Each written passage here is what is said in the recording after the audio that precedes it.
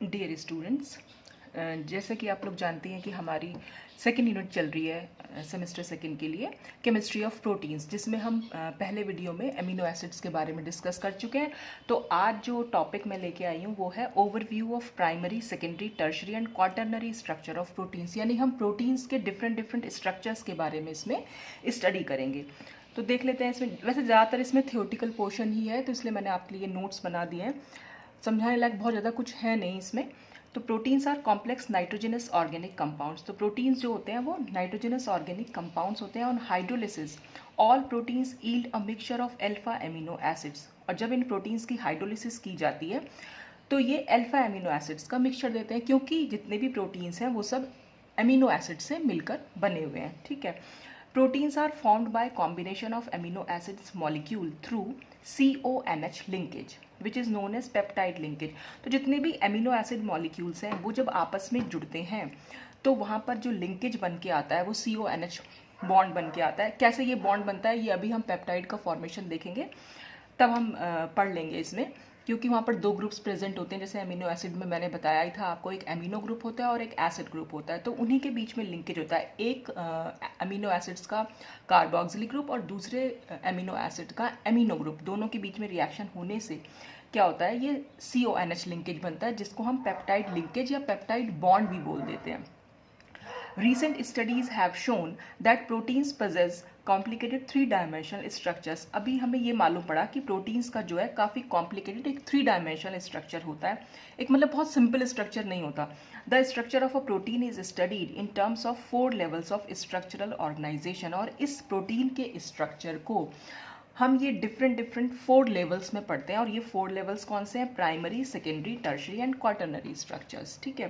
तो सबसे पहले हम देखेंगे इसका प्राइमरी स्ट्रक्चर ऑफ प्रोटीन्स। ये क्या है?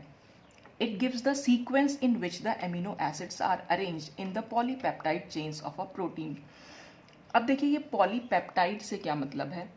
सबसे पहले तो हम इसी का मतलब समझ लेते हैं। जब एक एमिनो एसिड दूसरे एमिनो एसिड से कंबाइन करता है और उनके बीच में एक पेप्टाइड लिंकेज बनता है, तो हम दो एमिनो एसिड्स वाले मॉलिक्यूल को बोल देंगे डाईपेप्टाइड। अगर 3 एमिनो एसिड्स आपस में मिलके मॉलिक्यूल बना रहे हैं तो वो हो जाएगा ट्राईपेप्टाइड। ऐसे ही टेट्रापेप्टाइड, पेंटापेप्टाइड, डिपेंड करता है कितने एमिनो एसिड्स वहाँ पर आपस में कंबाइन करके बना रहे हैं वो मॉलिक्यूल। उस मॉलिक्यूल को हम पेप्टाइड बोल देते हैं। ठीक है। जब दो मॉलिक्यूल एमिनो एसिड से कंबाइन करें वो पेप्टाइड वर्ड हम उसके लिए यूज़ कर लेते हैं, क्योंकि वहाँ पर पेप्टाइड बॉन्ड आ गया। और पॉलीपेप्टाइड, पॉली मीन्स होता है काफ़ी सारे। तो जब बहुत सारे एमिनो एसिड्स आपस में कंबाइन कर जो पेप्टाइड बनाते हैं उसको हम पॉलीपेप्टाइड बोल देते हैं। और यही पॉलीपेप्टाइड मतलब एक टाइप का पॉलीपेप्टाइड प्रोटीन्स ही है। ठीक है। पॉलीपेप्टाइड और प्रोटीन्स में बहुत ज़्यादा डिफरेंस नहीं है। प्रोटीन्स भी पॉलीपेप्टाइड ही होते हैं, बस यहाँ पर नंबर ऑफ एमिनो एसिड्स थोड़ा वेरिएशन होता है इसमें। प्रोटीन्स में काफ़ी सारे एमिनो एसिड्स जो होते हैं वो आपस में कंबाइन करते हैं और फिर प्रोटीन बनाते हैं। और पॉलीपेप्टाइड में प्रोटीन्स के कंपेरिजन में कम एमिनो एसिड्स कंबाइन करते हैं। तो प्राइमरी स्ट्रक्चर में क्या होता है? प्राइमरी स्ट्रक्चर जो होता है उसका मतलब हुआ कि वो सीक्वेंसिंग, जो क्रम है, किस क्रम में अमीनो एसिड्स एक दूसरे से अटैच्ड है, बस उस क्रम के बारे में एक प्राइमरी स्ट्रक्चर हमें जानकारी देता है। The first protein whose primary structure was established by F. Sanger was insulin. तो जो पहला प्रोटीन था जिसके प्राइमरी स्ट्रक्चर के बारे में पता लगाया वो था इंसुलिन। ठीक है। और किसने डिस्कवर किया था? F. सेंगर, जो एक साइंटिस्ट थे, उन्होंने इसका स्ट्रक्चर जो है इस्टेब्लिश किया। It has been prove that proteins are made up of only. अब ये प्रूव हो चुका है कि जितने भी प्रोटीन्स हैं वो सारे L एमिनो एसिड से मिलकर बने हुए हैं। तो पहले आप इसका स्क्रीनशॉट ले लीजिए, फिर हम नेक्स्ट पेज पर जाएंगे। तो it has been prove that proteins are made up of only L amino acids units. तो जितने भी प्रोटीन्स हैं वो L एमिनो एसिड यूनिट से मिलकर बने हैं। अ प्रोटीन में contain more than 1 amino acid chain. Protein में एक से ज़्यादा एमिनो एसिड चेन भी हो सकती है, मतलब काफ़ी सारी चेन्स, एमिनो एसिड्स की चेन होंगी तो उन्हीं से मिलकर बना हुआ है। तो एक सिंगल चेन भी हो सकती है और सिंगल चेन से ज़्यादा भी हो सकती हैं। These chains are usually linked together by disulphide linkage. तो अगर एक से ज़्यादा चेन है तो उनके बीच में डाईसल्फाइड यानी कि 2 सल्फर के एटम्स होंगे और उनके बीच में लिंकेज आ जाएगा, तो उसको हम डाईसल्फाइड लिंकेज बोल देते हैं। Sequence of amino acids along the protein chain is random. अब ये जो सीक्वेंस होता है अमीनो एसिड्स का, ये कोई डिसाइडेड नहीं होता कि ऐसे ही लगेंगे, वो किसी भी सीक्वेंस में लग सकते हैं, तो वो रैंडम में एक रैंडम मैनर में लगे हुए होते हैं. A small change in the sequence of amino acids may change the physical and chemical properties of the protein. और जैसे ही वो सीक्वेंस चेंज हो जाता है अमीनो एसिड का, थोड़ा सा भी अगर वेरिएशन कर दिया जाए तो उस पर्टिकुलर प्रोटीन की फिजिकल और केमिकल प्रॉपर्टीज जो हैं वो चेंज हो जाती हैं. ठीक है, तो ये सब था प्राइमरी स्ट्रक्चर के बारे में, जिस प्राइमरी स्ट्रक्चर से सिर्फ हमें सीक्वेंस ऑफ अमीनो एसिड मालूम पड़ता है. अब आता है secondary structure of proteins. In a protein peptide chains are arranged in a definite shape. इस सेकेंडरी स्ट्रक्चर में क्या होता है, एक पर्टिकुलर शेप में ये पेप्टाइड चेन्स जो होती हैं वो अरेंज होती हैं. And this definite shape gives the secondary structure of proteins. और ये जो डेफिनेट शेप होती है यही हमें सेकेंडरी स्ट्रक्चर ऑफ प्रोटीन्स देती है. यानी कि सेकेंडरी स्ट्रक्चर ऑफ प्रोटीन से हमें प्रोटीन की शेप के बारे में मालूम पड़ता है. Following secondary structures have been suggested for proteins. तो प्रोटीन्स के लिए दो टाइप्स के ये सेकेंडरी स्ट्रक्चर्स जो है सजेस्ट किए गए हैं, जिसमें सबसे पहले आता है helix structure. Helix structure polling suggested. Polling scientist थे, तो उन्होंने सजेस्ट किया that proteins consist of amino acid chains coiled into a spiral called helix. Protein जो है एमिनो एसिड चेन्स के बने होते हैं, ये तो हमने मालूम पड़ ही गया है. ये चेन जो होती है कॉइल होती हैं, इस स्पाइरल शेप, जिसको हम हेलिक्स बोल देते हैं. कॉइलिंग जिसको आपने कभी जैसे स्प्रिंग देखी हुई हो, तो स्प्रिंग में इस तरह से एक शेप बन के आ जाती है, तो वो कॉइलिंग हो जाती है, उसको हम कॉइल कहते हैं. या जैसे ये जो मॉस्किटो की वो आती हैं, जैसे कछुआ छाप आती है, वो भी एक कॉइल ही है एक तरीके से. तो जितना भी ये राउंड राउंड शेप में आते हैं वो सब कॉइल शेप कहलाते हैं. तो उसको हम पर्टिकुलर वर्ड यहाँ पर हम उसके लिए यूज़ कर रहे हैं कि वो जो कॉइल शेप है उसको हम हेलिक्स बोल दे रहे हैं. Such a helix could be either right handed और लेफ्ट हैंडेड. तो ये हेलिक्स राइट हैंडेड भी हो सकता है और लेफ्ट हैंडेड भी हो सकता है. तो अगर हम राइट हैंडेड बनाएंगे तो हम इसको जैसे इस तरह से बनाते चले जाएंगे. ठीक है, और अगर हम लेफ्ट हैंडेड बना रहे हैं तो हम कुछ इस तरह से बनाते चले जाएंगे. तो ये हेलिक्स हो गया. ठीक है, तो जो राइट हैंडेड होता है इसको हम कहते हैं अल्फा हेलिक्स, और जो ये लेफ्ट हैंडेड है इसको हम बोल देते हैं बीटा हेलिक्स. ठीक है, तो ये इसमें लिखा हुआ है, the right handed helix is called the alpha helix while the left handed helix is called beta helix. तो आप इसका भी स्क्रीनशॉट ले सकते हैं. अच्छा, हेलिक्स स्ट्रक्चर में और क्या चीज़ है. It has been found that alpha helix is a more stable arrangement. तो ये पाया गया कि अल्फा हेलिक्स जो है बीटा हेलिक्स के कंपैरिजन में ज़्यादा स्टेबल अरेंजमेंट है. Pauling suggested that helix present in a protein contain 3.6 amino acid residues in each turn. तो जो इसका एक टर्न है उस टर्न में लगभग जो होते हैं 3.6 amino acids present होते हैं. The ये वाला carbonyl group and the NH group present vertically for hydrogen bonds.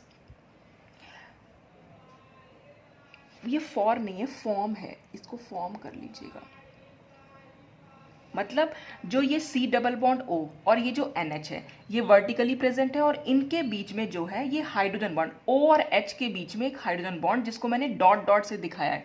Dot dot dot से दिखाना होता है हमेशा हाइड्रोजन बॉन्ड. तो हाइड्रोजन बॉन्ड आप लोगों ने पढ़ाई है BSc सेमेस्टर फर्स्ट में.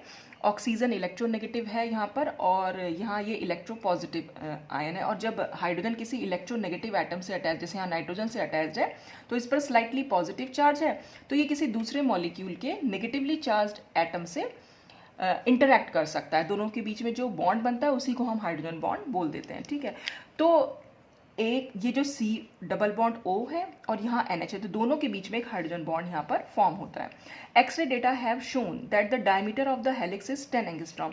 तो इस जो ये हेलिक्स है इसकी जो डायमीटर होती है वो 10 एंगस्ट्रॉम होती है. And distance between the two consecutive coil, और दो कॉयल के बीच में, एक कॉयल ये और एक कॉयल ये, इन दोनों के बीच में कॉन्जिक्यूटिव लगातार जो है कॉयल के बीच में 5.4 एंगस्ट्रॉम का डिस्टेंस होता है. और ये अल्फा हेलिक्स का स्ट्रक्चर यहाँ पर बना रखा है. तो आप देख सकते हैं कि अल्फा हेलिक्स है, राइट हैंडेड हेलिक्स है, और इसमें ये इस तरह से CO NH बॉन्ड की जो पेप्टाइड लिंकेज है वो सब दिखाया हुआ है, और CO और NH के बीच में जो है हाइड्रोजन बॉन्ड को शो कर रखा है. तो आप इसका भी स्क्रीनशॉट लेके रख सकते हैं. तो ये था पूरा हेलिक्स स्ट्रक्चर के बारे में. अब आता है इसमें नंबर सेकेंडरी स्ट्रक्चर, जो है बीटा कन्फॉर्मेशन और pleated sheet structure. In this conformation polypeptide chains are extended and are held together by intermolecular hydrogen bonding. यहाँ पर क्या होता है, पॉलीपेप्टाइड चेन्स एक दूसरे से इंटरमॉलिक्यूलर हाइड्रोजन बॉन्डिंग के थ्रू अटैच्ड होती हैं। Two types of pleated sheets are possible, दो तरह की प्लीटेड शीट होती है, एक होती है पैरेलल प्लीटेड शीट और दूसरी होती है anti parallel pleated sheet. Parallel में क्या होगा, in this structure all chains run in the same direction, जो भी चेन्स होंगी वो सेम डायरेक्शन में रन करेंगी, और यहाँ पर ऑपोजिट डायरेक्शन में रन करेगी, एंटी पैरेलल। तो यहाँ पर जो ये वाला पोर्शन है ये पैरेलल के लिए है और जो ये पोर्शन है वो एंटी पैरेलल के लिए। तो अगर आप चेन्स की बात देखिए, ये चेन है, रेड बॉन्ड पर आप ध्यान दीजिएगा, रेड बॉन्ड जो है कुछ इस तरह से बने हुए हैं, और ठीक जो दूसरी चेन है उसमें भी सेम यही स्ट्रक्चर है और दोनों के बीच में हाइड्रोजन बॉन्डिंग है। इसका NH है, इसका CO है, और O और H के बीच में ये हाइड्रोजन बॉन्डिंग, तो ये दोनों चेन आपस में जो है हाइड्रोजन बॉन्डिंग से अटैच है। तो ये पैरेलल हम बोल रहे हैं क्योंकि ये चेन जिस डायरेक्शन में जा रही है वही चेन ये चेन भी उसी डायरेक्शन में। सपोज जैसे कि अगर मैं इसको ऐसे दिखाऊं तो ये एक चेन होगी तो दूसरी चेन भी बिल्कुल ऐसे ही होगी, और आप ये देख भी सकते हैं रेड बॉन्ड इसका इस तरह से है तो इसका भी ऐसे ही है, फिर यहाँ ऐसे है तो ये भी ऐसे ही है, ये ऐसे है तो ये भी ऐसे ही है, तो ये पैरेलल हो जाती है प्लीटेड शीट। ठीक है, ऐसे ही एंटी पैरेलल में अगर आप रेड बॉन्ड को देखेंगे तो अगर ये ऐसे है तो ये इस तरह से जा रही है शेप, मतलब अगर हमारी एक ये इस तरह शेप जा रही है तो दूसरी शेप जो मतलब दूसरी जो होगी चेन वो कुछ इस तरीके से जाएगी। तो जो ये फॉर्म बना रही है वो है एंटी पैरेलल प्लीटेड शीट, और जो इतना पोर्शन है वो बन रहा है पैरेलल प्लीटेड शीट का। तो ये आप यहाँ पर रेड जो बॉन्ड, इसलिए मैंने इसको रेड को अलग दिखाया हुआ ताकि ये स्ट्रक्चर आपको क्लियर हो जाए कि ये एंटी पैरेलल कैसे है। तो अगर ये इस डायरेक्शन में है तो इसकी डायरेक्शन उल्टी हो गई, जबकि यहाँ पर अगर हम ये डायरेक्शन देखें दोनों के रेड बॉन्ड जो है सेम डायरेक्शन में बने हुए हैं। तो बस ये दोनों में डिफरेंस होता है और दोनों के दोनों एक दूसरे से इंटरमॉलिक्यूलर हाइड्रोजन बॉन्डिंग के थ्रू अटैच्ड होती हैं। तो ये था सेकेंडरी स्ट्रक्चर, आप इसका भी स्क्रीनशॉट ले सकते हैं। फिर हम देखेंगे इसका tertiary structure. Tertiary structure of proteins क्या होता है? Tertiary structure refers to the 3 dimensional shape of the protein molecule. यहाँ पर टर्शरी स्ट्रक्चर जो प्रोटीन का है वो एक्चुअल में 3 डायमेंशनल शेप ऑफ प्रोटीन को बताता है, which results from the twisting, bending and folding of the helix. जो अभी हमने हेलिक्स देखा, उस हेलिक्स को अगर हम ट्विस्ट कर दें, बैंड कर दें या फोल्ड कर दें तो उससे हमें जो है 3 डायमेंशनल शेप जो है इसकी मिल जाती है, और वही 3 डायमेंशनल शेप हमारा प्रोटीन का टर्शरी स्ट्रक्चर होता है। The tertiary structure involves the folding of entire molecule, और सारे मॉलिक्यूल की फोल्डिंग होती है। दिस फोल्डिंग में involve hydrogen bonding, ionic bonding, chemical bonding and hydrophobic bonding. और ये जो फोल्डिंग होती है इन सब में कहीं ना कहीं हाइड्रोजन बॉन्डिंग होगी, आयनिक बॉन्डिंग, ये सब टाइप की बॉन्डिंग्स जो है उस फोल्डिंग में पाई जाती हैं। The tertiary structure of protein is it's most stable arrangement. तो प्रोटीन का जो टर्शरी स्ट्रक्चर होता है वो मोस्ट स्टेबल माना जाता है and is called the native conformation of the protein, यानी वो प्रोटीन का एक बेसिक कन्फॉर्मेशन वही होता है, मतलब हम ये कह सकते हैं कि वो नेटिव कन्फॉर्मेशन है। On account of folding 2 molecular shapes are possible. तो फोल्डिंग के बेसिस पर हमारे पास 2 मॉलिक्यूलर शेप्स प्रोटीन की निकल के आती हैं, एक होती है फाइब्रस स्ट्रक्चर, दूसरी होती है ग्लोबुलर स्ट्रक्चर। तो फाइब्रस स्ट्रक्चर क्या होता है? This involves large helical content and is very rigid, बहुत ज़्यादा रिजिड हुआ। It possesses almost the shape of a rope, मतलब फाइब्रस स्ट्रक्चर जो होगा देखने में जैसे रोप माने रस्सी जैसा होगा बिल्कुल, ठीक है। एक हेलिकल कंटेंट हो गया उसमें, और ये जो है काफ़ी रिजिड हो गया अपने आप में, और रस्सी की शेप का वो फाइब्रस। अच्छा, ग्लोबुलर स्ट्रक्चर क्या होगा? ग्लोबुलर जैसे ग्लोब से निकल के आया, यानी स्फेरिकल शेप, राउंड शेप में होगा। This possess a polypeptide chain which consist partly of helical section, तो थोड़ी सी जो उसमें हेलिकल सेक्शन होगा, and folded about the random coil sections to give, तो थोड़ा पार्ट उसमें हेलिकल सेक्शंस होगा, थोड़ा पार्ट कॉयल सेक्शन में होगा, ठीक है। तो टू गिव अ स्फेर, तो जिससे हमें वहाँ पर स्फेरिकल शेप मिल जाती है। तो फाइब्रस स्ट्रक्चर मेनली आप समझ लीजिए रस्सी जैसा होता है, और ग्लोबुलर स्ट्रक्चर जो होता है वो एक राउंड शेप में, स्फेरिकल शेप में होता है। तो ये था टर्शरी स्ट्रक्चर ऑफ प्रोटीन्स। और इसके बाद इसका लास्ट स्ट्रक्चर आता है, आप इसका स्क्रीनशॉट ले लीजिए। लास्ट स्ट्रक्चर है इसमें क्वाटरनरी स्ट्रक्चर ऑफ प्रोटीन्स।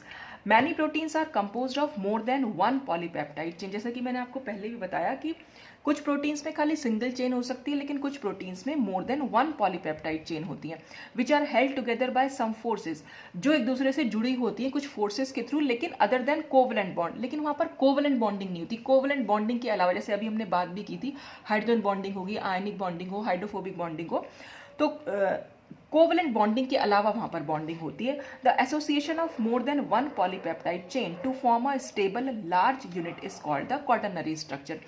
तो जो ये more than one polypeptide chain होती है, एक से ज़्यादा पॉलीपेप्टाइड चेन का जो एसोसिएशन है और उससे जो हमें स्टेबल और एक लार्ज यूनिट मिलती है, उसी को हम क्वाटरनरी स्ट्रक्चर बोल देते हैं।